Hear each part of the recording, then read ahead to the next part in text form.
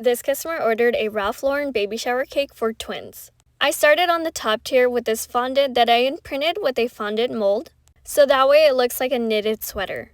Rolling this on my rolling pin makes it so much easier when applying to the cake. In the places where you can still see the cake on the bottom and the top, I also used a fondant mold to make another knitting pattern for this. And here's just a close-up if you want to see what it looks like. I also used the same mold to make some stripes on the side of the cake, so that way it gives it more detail and makes it look more like a knitted sweater. Once all those pieces were placed all around the cake, that was the final detail for now on this top tier. And here's a close-up of what it looks like. Moving on to the bottom tier, I used my edible printer to print out this plaid pattern. I backed it with a very thin layer of white fondant, and I just used a fondant smoother to try to smooth everything out. Once I had it completely wrapped, I used scissors to remove that extra excess on the top of the cake. And here I'm just placing some of those jumbo straws so it could support the top tier. I simply just place them in the cake and I just lift them a little when cutting so that way they're very flush with the top. I wanted to hide those holes, so I did this step before placing the top layer of fondant.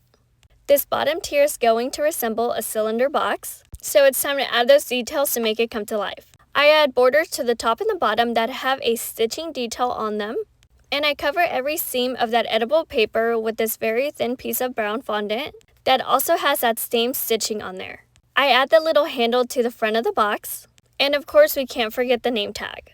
I also made that out of fondant and I wanted it to look like it was hanging onto the little handle. Finally, it was time to bring both of these two cakes together, so I carefully stacked them and added a support dowel. Here are these adorable cute teddy bears that are going to be on the cake. And like I said, this is for twins, so there's going to be two. I forgot to add the little buttons on the box, so here I'm doing that. And this cake is also going to have a bow on the top. And of course, we have to have two rocking horses that are also made out of fondant using a mold. I finally figured out where I wanted to place the other teddy bear. I thought the top was a perfect spot for it, and then added the last detail of the bow.